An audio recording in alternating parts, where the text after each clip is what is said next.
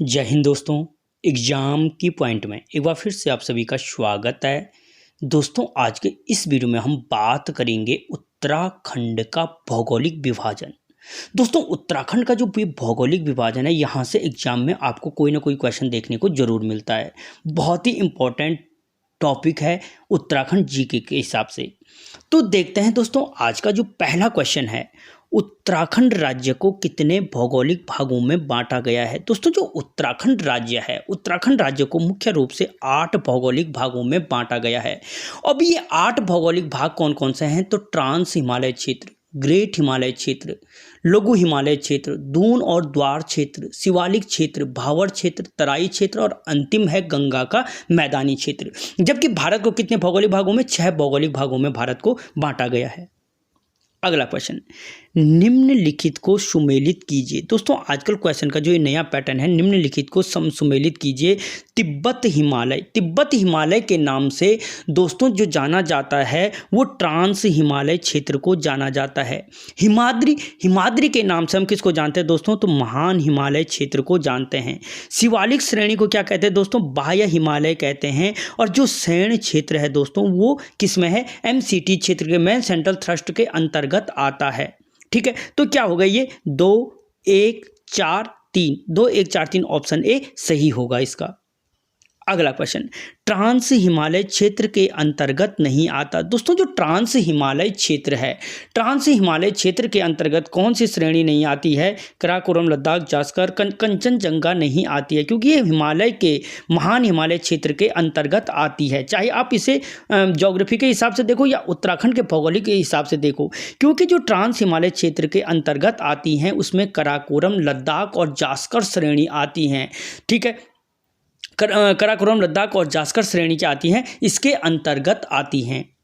अगला क्वेश्चन, कराकोरम पर्वत श्रेणी की सबसे ऊंची चोटी है। दोस्तों जो मैंने कहा कालजा, ठीक है, जो कराकोरम, लद्दाख और जास्कर श्रेणी है इसमें सबसे ऊपर जो श्रेणी है कराकोरम श्रेणी है। और इस कराकोरम श्रेणी का जो सबसे ऊंची चोटी है, ठीक है, जो इस कराकोरम श्रेणी की सबसे ऊंची चोटी है वो कौन है? गॉडविन ऑस्टिनिया केटू के नाम से हम जिसे जानते हैं। ठीक है, भारत की सबसे ऊंची पर्वत श्रृंखला है जिसकी ऊंचाई 8611 मीटर है। कितनी है? 8611 मीटर है। लेकिन दोस्तों ये प्रेजेंट टाइम में कहाँ पे है? POK में है, पाक अधिकृत कश्मीर में स्थित है।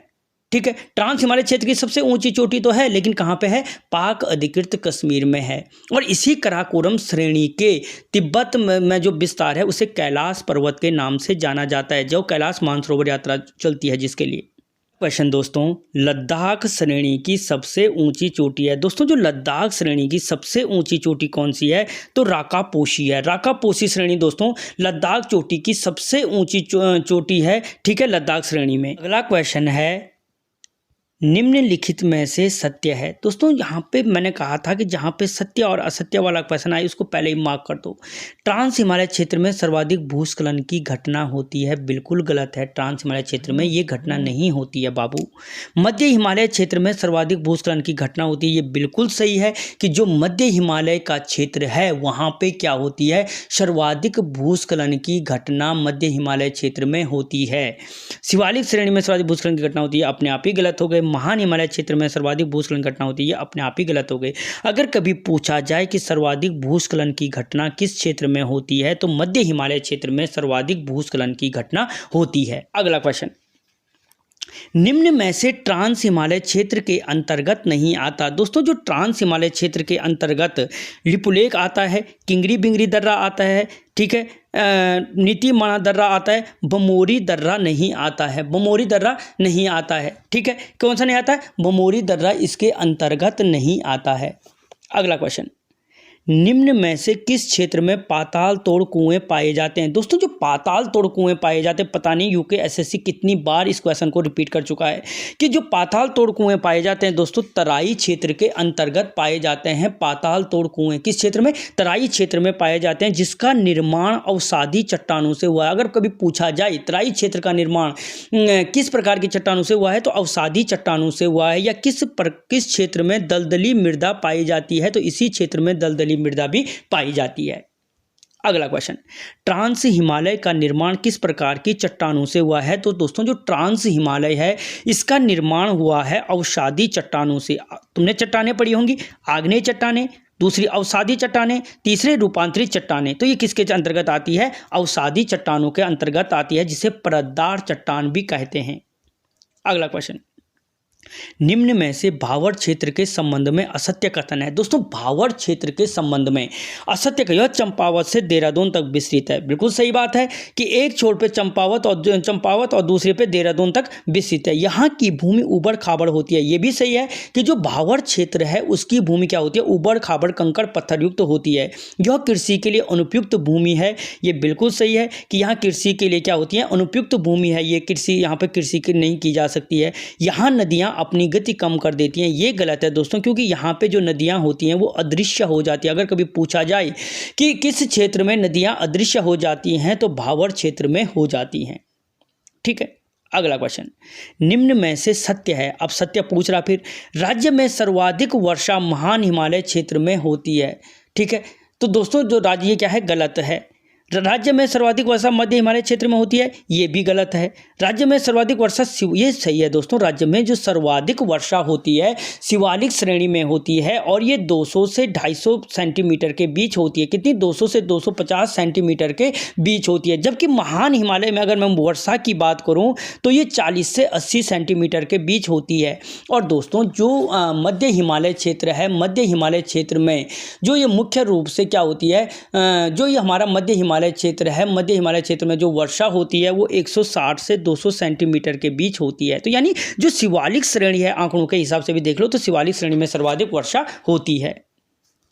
अगला क्वेश्चन, ट्रांस हिमालय क्षेत्र से निकलने वाली नदी नहीं है। दोस्तों कौन सी नदी है जो ट्रांस हिमालय क्षेत्र से नहीं निकलती है? ठीक है, तो दोस्तों पहली नदी है सिंधु नदी। सिंधु नदी दोस्तों याद रखना ट्रांस हिमालय क्षेत्र से निकलने वाली नदी है। और अगर हम सिंधु की बात करें तो कहाँ से निकलती है? बोखरचू हिमनद से निकलती है। बोखरचू हिमनद से निकलती है। कई बार पूछा गया है ज्योग्राफी के हिसाब से क्वेश्चन।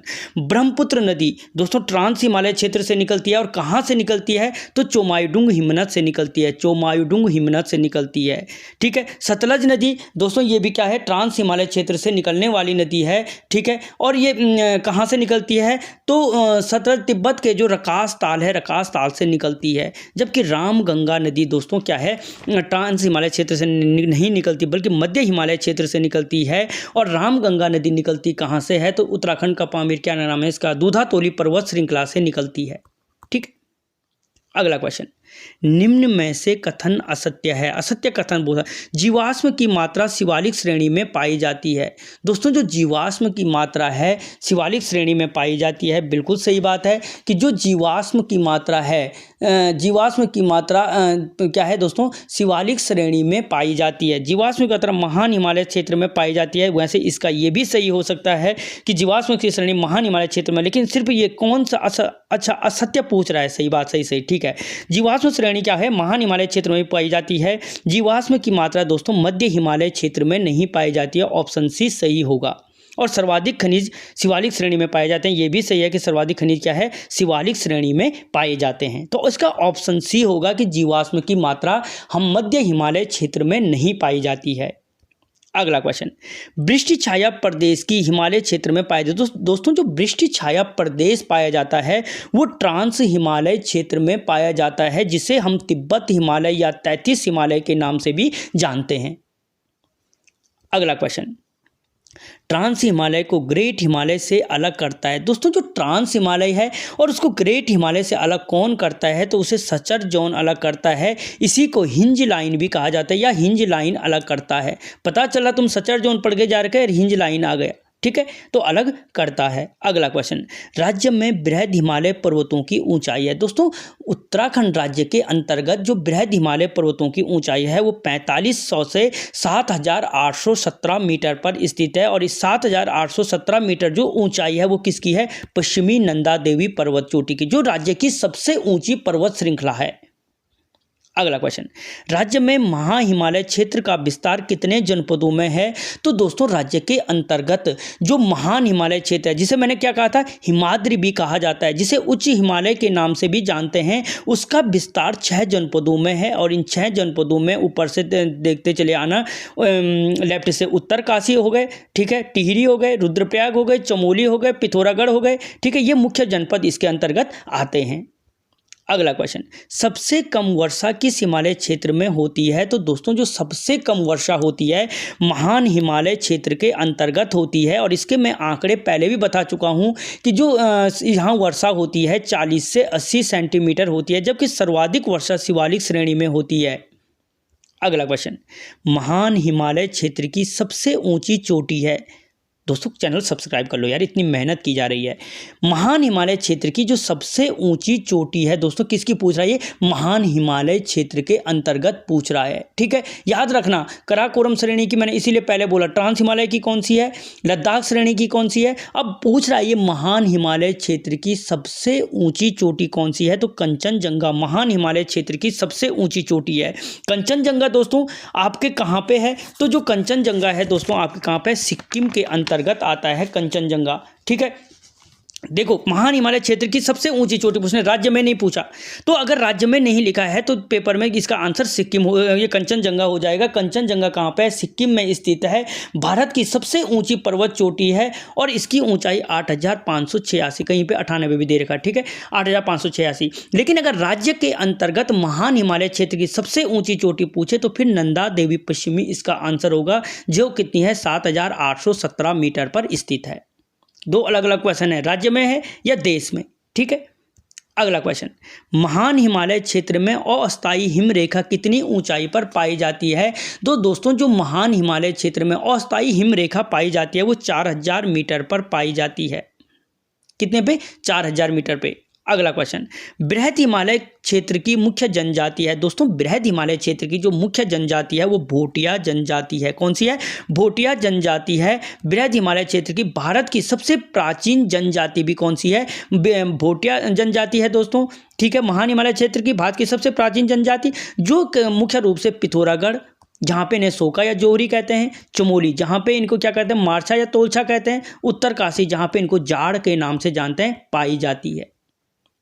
अगला क्वेश्चन, बृहद हिमालय क्षेत्र के अंतर्गत नहीं आता। दोस्तों जो बृहद हिमालय क्षेत्र है उसके अंतर्गत कौन सा नहीं आता है? तो दूधा तोली नहीं आएगा, ठीक है। मिलम, गंगोत्री, बद्रीनाथ इसका, लेकिन जो दूधा तोली है वो किसके अंतर्गत आता है? मध्य हिमालय क्षेत्र के अंतर्गत आता है। दोस्तों लाइक कर लो, कोई ना कोई क्वेश्चन आपको यहाँ से देखने को जरूर मिलता है। जो तैयारी कर रहे हैं उनको पता है कि यहाँ से एक या दो क्वेश्चन हमेशा बनते हैं। अगला क्वेश्चन, निम्न में से कौन सा क्षेत्र प्लाइस्टोसीन युग के हिमछादन का साक्ष्य प्रस्तुत करता है? दोस्तों वो कौन सा क्षेत्र है जो प्लाइस्टोसीन युग के हिमछादन का साक्ष्य प्रस्तुत करता है? तो वो बृहद हिमालय क्षेत्र। कहाँ पे देखा? या महान हिमालय क्षेत्र लिखा है। महान हिमालय क्षेत्र बोलो, बृहद हिमालय क्षेत्र बोलो, उच्च हिमालय क्षेत्र बोलो, ठीक है। ये क्या है? प्लाइस्टोसीन युग के हिमछादन के साक्ष्य प्रस्तुत करता है। अगला क्वेश्चन, जाड़ एवं मारक के लोग पशुचारण हेतु आते हैं। दोस्तों जो जाड़ एवं मारक के लोग होते हैं वो महान हिमालय क्षेत्र में क्या आते हैं? पशुचारण के लिए आते हैं। यूकेएसएससी कई बार रिपीट कर चुका है इस क्वेश्चन को, ठीक है। और जाट किसकी उपजाति है? भोटियों की उपजाति है, मैं ऊपर बता चुका हूं। अगला क्वेश्चन, महान हिमालय को मध्य हिमालय क्षेत्र से अलग करता है। दोस्तों जो महान हिमालय क्षेत्र है, तीसरा जो हिमालय क्षेत्र है मध्य हिमालय क्षेत्र, उससे कौन अलग करता है? तो एमसीटी अलग करता है। मेन सेंट्रल थ्रस्ट क्या करता है? इसको अलग करता है, ठीक है। अगला क्वेश्चन, राज्य में मध्य हिमालय का विस्तार कितने जनपदों में है? तो दोस्तों राज्य में जो मध्य हिमालय का विस्तार है वो मुख्य रूप से 9 जनपदों में स्थित है। कहाँ पे? कितने? 9 जनपदों में स्थित है, चंपावत से देहरादून तक। अगला क्वेश्चन, निम्न में से मध्य हिमालय क्षेत्र के अंतर्गत नहीं आता। दोस्तों इनमें से वो कौन सा है जो मध्य हिमालय क्षेत्र के अंतर्गत नहीं आता है? ठीक है, तो रानीखेत, मसूरी, बिनसर ये मध्य हिमालय क्षेत्र के अंतर्गत आते हैं, जबकि जो गंगोत्री है वो महान हिमालय क्षेत्र के अंतर्गत आएगा। अगला क्वेश्चन, निम्न में से कौन सी नदी मध्य हिमालय क्षेत्र से नहीं निकलती है? तो दोस्तों जो नदी मध्य हिमालय क्षेत्र से नहीं निकलती है पूछ रहा है, तो दोस्तों अलकनंदा है, क्योंकि बृहद हिमालय क्षेत्र के अंतर्गत से आती है। जबकि सरयू कहाँ से निकलती है? सरमूल झुंडी से निकलती है। ठीक है, रामगंगा मैंने बोला दूधा तोली पर्वत श्रृंखला से निकलती है। और लग्गिया जो नदी है दोस्तों काली नदी की अंतिम सहायक नदी है, जो कहाँ से निकलती है? गजार नामक स्थान से निकलती है। अगला क्वेश्चन, कोणधारी वन किस हिमालय क्षेत्र के अंतर्गत आते हैं? तो दोस्तों जो कोणधारी वन आते हैं मध्य हिमालय क्षेत्र के अंतर्गत आते हैं। लेकिन मैंने जब जहाँ पे वनों को बांटा था तो मैं उत्तराखंड में वनों को 8 भागों में बांटा है। ठीक है, उपोष्ण कटिबंधीय वन, उष्ण कटिबंधीय शुष्क वन, उष्ण कटिबंधीय आर्द्र वन, उष्ण, ये तब उसके बाद क्या था? कोणधारी वन था जो उष्ण और शीतोष्ण के मध्य पड़ रहा था। ठीक है, 900 से 1500 से 1800 मीटर की ऊंचाई तक जिनका क्षेत्रफल था, वहां पे क्या थे? कोणधारी वन थे, जिनका मुख्य वृक्ष क्या था? चीड़ था। ये मैं वहां पे बता चुका हूं। अगला क्वेश्चन, वलित एवं कायंत्रित चट्टानों से निर्मित हिमालय क्षेत्र है। तो दोस्तों मैंने वलित और कायंत्रित चट्टानों से जो निर्मित हिमालय क्षेत्र है वो मध्य हिमालय क्षेत्र है। जबकि मैंने कहा कि जो महान हिमालय क्षेत्र है वो क्या है? अवसादी चट्टानों से निर्मित है।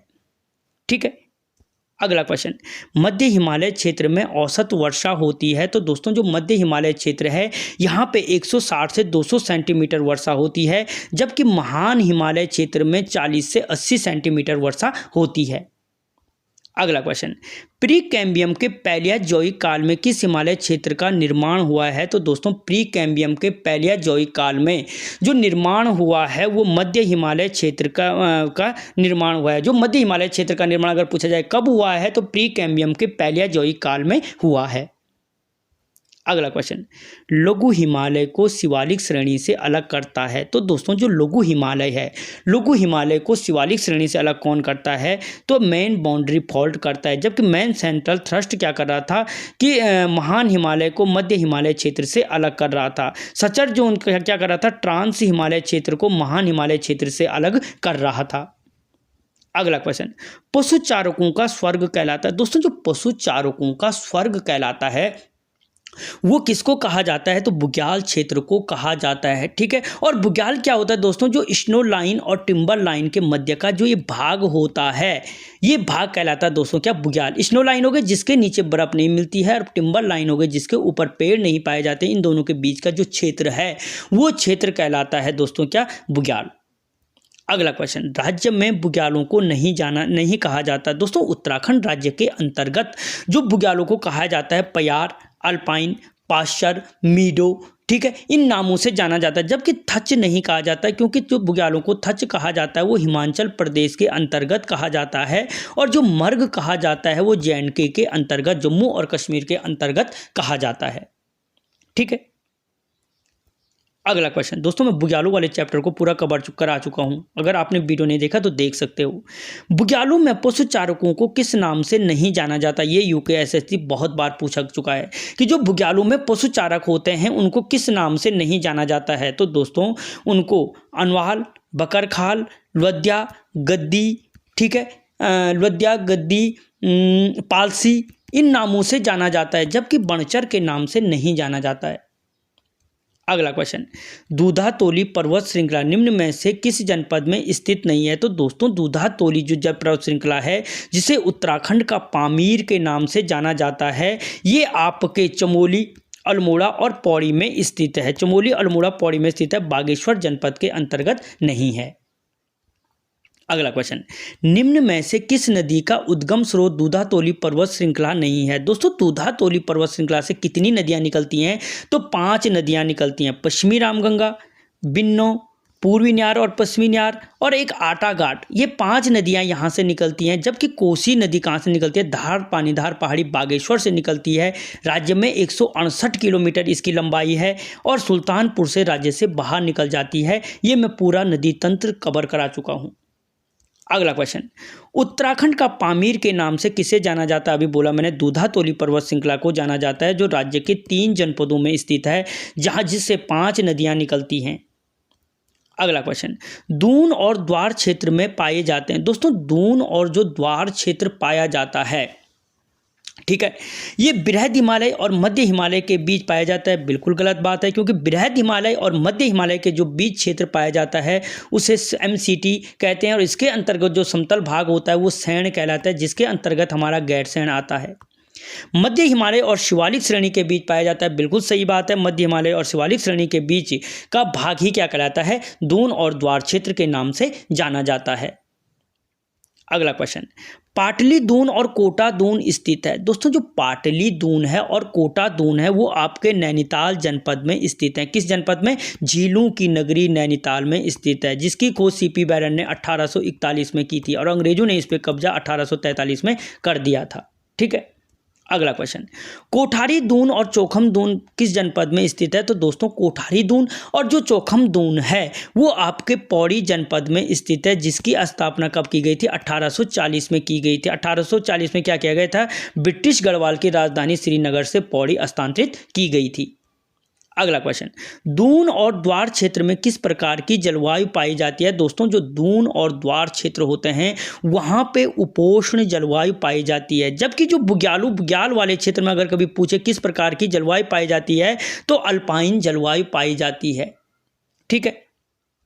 अगला क्वेश्चन, राज्य का सबसे बड़ा दून है। दोस्तों जो राज्य का सबसे बड़ा दून है, एक ही तो दून है हमारे पास फेमस, कौन सा? देहरादून, जिसकी लंबाई चौड़ाई ऊंचाई कितनी है? 75 गुणा गए 25 गुणा गए 32। अगला क्वेश्चन, शिवालिक का प्राचीन नाम है। दोस्तों जो शिवालिक श्रेणी है इसके शिव का अलग, शिव की भौहें, मैनाक, ठीक है, तो दोस्तों इन तीनों नामों से जाना जाता है। क्या है? शिवालिक को। शिव का अलग बोलो, देखो शिवालिक का अर्थ होता है शिव का अलग, ठीक है, अर्थात शिव की भौहें। अलग का अर्थ क्या है? भौहें। ठीक है, तो ये इसका अर्थ हो गया शिवालिक का। जबकि शिवालिक का जो प्राचीन नाम है वो कहलाता है मैनाक पर्वत के नाम से जाना जाता है। किसके नाम से? मैनाक पर्वत के। अगर अर्थ पूछे तो शिव का अलग अर्थ होगा, जिसका अर्थ होता है शिव की भौहें। अगला क्वेश्चन, राज्य में शिवालिक पर्वत की ऊंचाई है। दोस्तों राज्य के अंतर्गत जो शिवालिक पर्वत की ऊंचाई है वो 700 से 1200 मीटर है। किसकी? शिवालिक पर्वत श्रेणी की। इसके बाद 1200 से जो 4500 मीटर है मध्य हिमालय क्षेत्र की। 4500 से 7817 है, ये किसकी है? महान हिमालय क्षेत्र की। ठीक है, ये मिलान करने के लिए पूछ सकता है कि मिलाइए किसकी ऊंचाई कितने पे है। अगला क्वेश्चन, राज्य में सर्वाधिक पर्यटक किस हिमालय क्षेत्र के अंतर्गत आते हैं? तो दोस्तों राज्य में जो सर्वाधिक पर्यटक आते हैं वो शिवालिक श्रेणी के अंतर्गत आते हैं। राज्य में जो सर्वाधिक पर्यटक आते हैं शिवालिक श्रेणी के अंतर्गत आते हैं, और आपको मैं बता चुका हूँ शिवालिक पर्वत श्रेणी में ही सर्वाधिक यहाँ पे क्या है? मंदिर स्थित हैं या पर्यटक स्थल स्थित है। अगर पूछे सर्वाधिक पर्यटक स्थल किस हिमालय श्रेणी में स्थित है, तब भी आंसर क्या होगा? शिवालिक श्रेणी में स्थित है। अगला क्वेश्चन, सर्वाधिक खनिज की मात्रा किस हिमालय क्षेत्र में पाई जाती है? तो दोस्तों जो सर्वाधिक खनिज की मात्रा है वो भी आपके शिवालिक श्रेणी के अंतर्गत पाई जाती है। अगला क्वेश्चन, हिमालय की किस श्रेणी का निर्माण मायोसीन के निम्न प्लाइस्टोसीन युग में हुआ है? तो दोस्तों हिमालय की वो श्रेणी जिसका निर्माण मायोसीन के निम्न प्लाइस्टोसीन युग में 1.75 लाख से 3 लाख वर्ष पूर्व हुआ है वो है शिवालिक श्रेणी, जिसका अर्थ होता है शिव का अलग, जिसका शिव का अलग करता है शिव की भौहें, और प्राचीन समय में जिसे मैनोक पर्वत कहा जाता था। वो शिवालिक श्रेणी है जिसका निर्माण क्या हुआ है? मायोसीन के निम्न प्लाइस्टोसीन युग में हुआ है। अगला क्वेश्चन, तराई क्षेत्र का निर्माण किस प्रकार की चट्टानों से हुआ है? दोस्तों जो तराई क्षेत्र का निर्माण है वो अवसादी चट्टानों से हुआ है। ट्रांस हिमालय क्षेत्र का निर्माण भी अवसादी चट्टानों से हुआ है। वलित एवं कायंत्रित या रूपांतरित चट्टानों से किसका हुआ है? लघु हिमालय क्षेत्र का निर्माण हुआ है।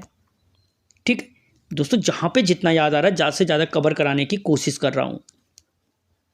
अगला क्वेश्चन, वनों के लिए सर्वाधिक उपयुक्त क्षेत्र है। दोस्तों जो वनों के लिए सर्वाधिक उपयुक्त क्षेत्र है वो है आपका तराई क्षेत्र, जबकि भावर क्षेत्र तो कंकड़ पत्थर युक्त बेकार क्षेत्र है। ठीक है। अगला क्वेश्चन, तराई क्षेत्र के संबंध में असत्य। अब तराई क्षेत्र के संबंध में असत्य कौन सा है? यहाँ पे उपोष्ण जलवायु पाई जाती है, बिल्कुल सही है। अगर पूछे तराई क्षेत्र में कौन सी जलवायु पाई जाती है? उपोष्ण, जबकि मैंने कहा था बुग्यालों में अल्पाइन जलवायु पाई जाती है। ठीक है, ये याद रखना। यह क्षेत्र धान गन्ना की पैदावार के लिए उपयुक्त है, बिल्कुल तर्री वाला क्षेत्र है, तो यहाँ पे धान और गन्ने की पैदावार अच्छी होगी। यह पौड़ी, हरिद्वार और देहरादून का दक्षिणी क्षेत्र है। ठीक है, ये क्या बोला कि जो तराई क्षेत्र है ये क्या है, तो दोस्तों ये पौड़ी, हरिद्वार और देहरादून का दक्षिणी क्षेत्र है। ये क्या होगा, गलत होगा, क्योंकि जो तराई क्षेत्र के अंतर्गत नहीं आएगा। इस क्षेत्र में पाताल तोड़ कुएं पाए जाते हैं, ये सही होगा, सही है। तो ऑप्शन सी इसका क्या होगा, आंसर होगा, ये गलत है। ठीक है, क्या कहा इसने, पौड़ी, हरिद्वार और देहरादून। तो पौड़ी का तराई क्षेत्र कोटद्वार वाला तो आएगा, इसके पास भावर के नीचे वाला नैनीताल क्षेत्र और उधम सिंह, हरिद्वार अच्छा इसमें हरिद्वार है, हरिद्वार नहीं आएगा, हरिद्वार गंगा के क्षेत्र के अंतर्गत आएगा। अगला क्वेश्चन, तराई क्षेत्र के संबंध में सत्य कथन है। अब सत्य पूछ रहा है, यहाँ बंगाली, पंजाबी और हरियाणवी लोग पाए जाते हैं। यहाँ पे बंगाली, पंजाबी और हरियाणवी लोग पाए जाते हैं, ये सही है या गलत है? तो दोस्तों ये क्या है, बिल्कुल सही है कि जो तराई क्षेत्र है यहाँ पे क्या पाए जाते हैं, ये मुख्य रूप से लोग पाए जाते हैं। यहाँ शीतोष्ण जलवायु पाई जाती है, ये गलत है। मैंने कहा यहाँ पे क्या पाई जाती है, उपोष्ण जलवायु पाई जाती है। यहाँ नदियाँ अदृश्य होती हैं, ये भी गलत है, क्योंकि यहाँ पे भावर के बाद फिर से नदियाँ क्या हो जाती हैं, प्रकट होने लगती हैं। यहाँ सर्वाधिक पर्यटक आते हैं, ये भी गलत है, क्योंकि सर्वाधिक पर्यटक कहाँ पे आते हैं, शिवालिक श्रेणी के अंतर्गत आते हैं। अगला क्वेश्चन, अप्रैल में सूरजमुखी का फूल खिलने का समय किस क्षेत्र में होता है? दोस्तों अप्रैल में जो सूरजमुखी का फूल खिलने का समय होता है वो तराई क्षेत्र के अंतर्गत आता है। किसमें, तराई क्षेत्र के अंतर्गत आता है। अगला क्वेश्चन, गंगा का मैदानी क्षेत्र राज्य में अधिकांश किस जनपद में पाया जाता है? तो दोस्तों गंगा का जो मैदानी क्षेत्र है, अंतिम भाग जो है वो हरिद्वार जनपद के अंतर्गत आता है, और उधम सिंह नगर और हरिद्वार दो मात्र मैदानी जनपद हैं उत्तराखंड राज्य के। ठीक है, जिनके पास 13.93 लगभग समथिंग क्या है, क्षेत्रफल है। अगला क्वेश्चन, बांगर व खादर मिट्टी किस क्षेत्र में पाई जाती है? तो दोस्तों जो बांगर और खादर मिट्टी पाई जाती है वो पाई जाती है गंगा के मैदानी क्षेत्र में। गंगा के मैदानी क्षेत्र में पाई जाती है, जहाँ पर दोस्तों बाढ़ वाले क्षेत्र में जहाँ पे होगी खादर मिट्टी पाई जाती है, और जहाँ पे बाढ़ पानी नहीं पहुँचता वहाँ पे बांगर पाई जाती है। इंसेप्टिसोल और एटिसोल, इन दो नामों से ये मिट्टी यहाँ पर पाई जाती है। अगला क्वेश्चन हो गए। तो दोस्तों यहाँ पे हमने मोस्ट इंपॉर्टेंट 56, और अगर आप सारे क्वेश्चन को कवर करें तो आप बता सकते हो कि कितने क्वेश्चनों को हमने यहाँ पे कवर किया, लेकिन पूरा का पूरा टॉपिक क्लियर किया गया। वीडियो को लाइक करें और चैनल को सब्सक्राइब